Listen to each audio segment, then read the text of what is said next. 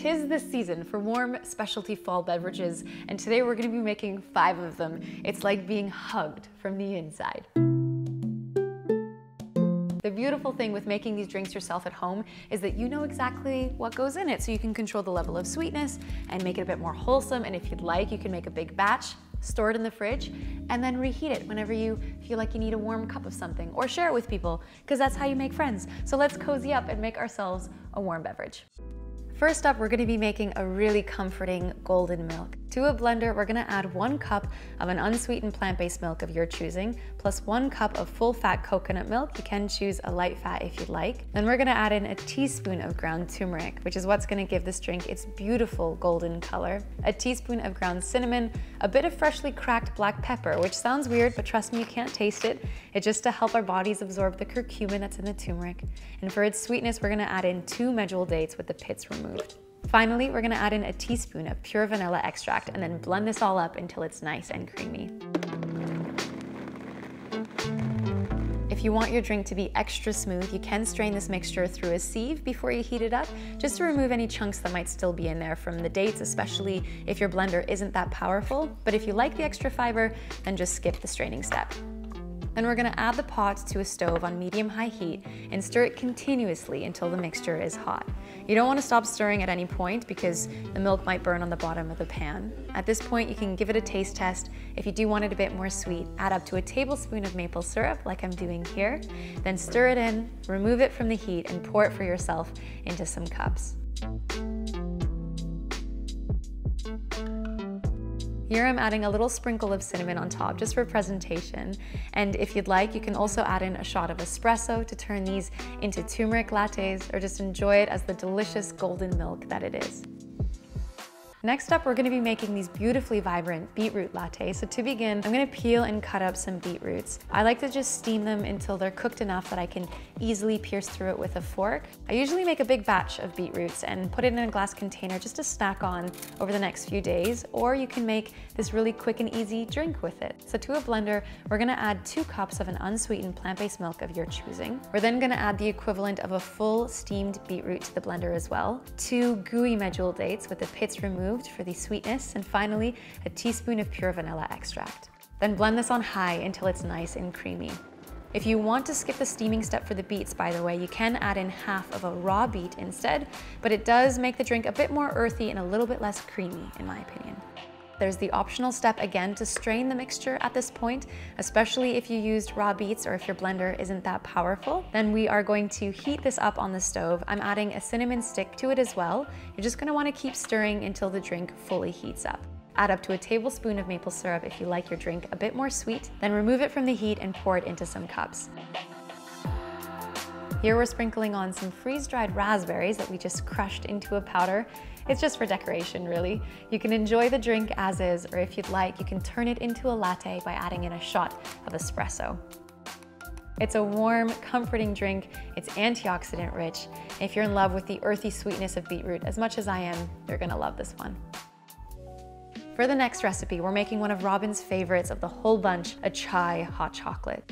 To a medium-sized pan, we're going to add in 1.5 cups of a plant-based milk of your choosing, 2 tablespoons of an unsweetened cocoa or cacao powder, a tablespoon of raw sugar, a 1/4 cup or 50 grams worth of a dairy-free dark chocolate that's just been broken up into pieces. We're then going to add in 1 inch of fresh ginger cut into thin slices and 6 cardamom pods that have first been slightly cracked open in half, just to expose the seeds so that its complex flavors can infuse into the drink. Then we're gonna add in 4 whole cloves, 3 sticks of cinnamon, and an optional little pinch of cayenne pepper, which helps to bring out the chocolatey notes of the drink even more. Then we're gonna place this on the stove on medium-high heat, stir it continuously so that the milk and chocolate doesn't burn. When it's heated through, you can reduce the heat to medium to prevent it from burning, and then using a strainer, we're gonna remove the chunks of spices and ginger from the drink. Remove the pot from the heat and pour your hot chocolate into some mugs. If you want to make this hot chocolate extra indulgent, you can make a coconut whip to serve it with. It's really easy, so for this, you're just going to need a can of coconut milk that was left in the fridge overnight. We're going to scoop out the solid parts that have hardened on top and add it to a bowl or container.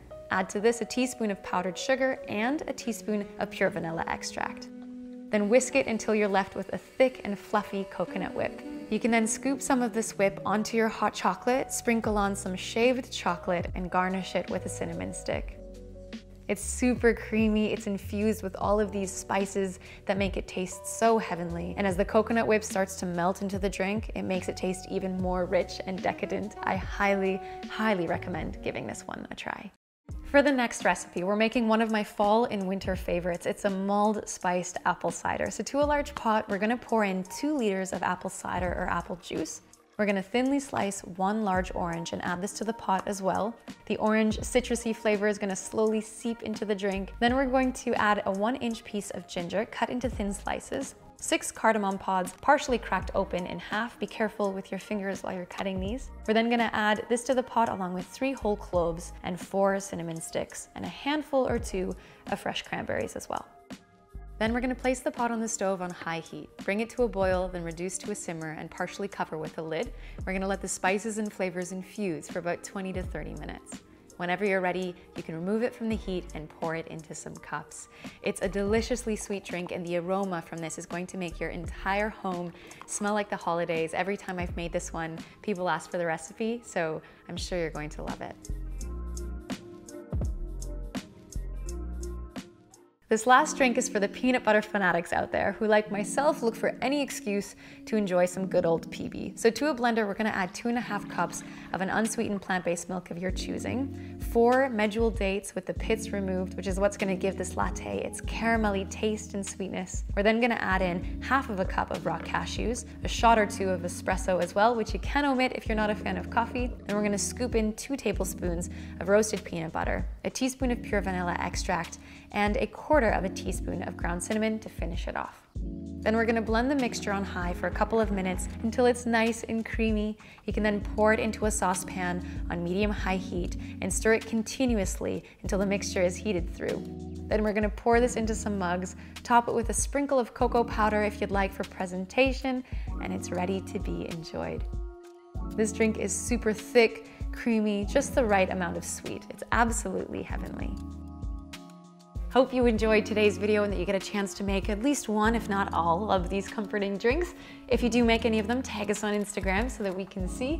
And if you enjoyed today's video, it always means a lot when you take a second to give it a thumbs up. Full breakdown to all of these recipes, as usual, are also on the blog. So if you need metric or imperial units of measure, we've got you covered either way. Those links are in the description box.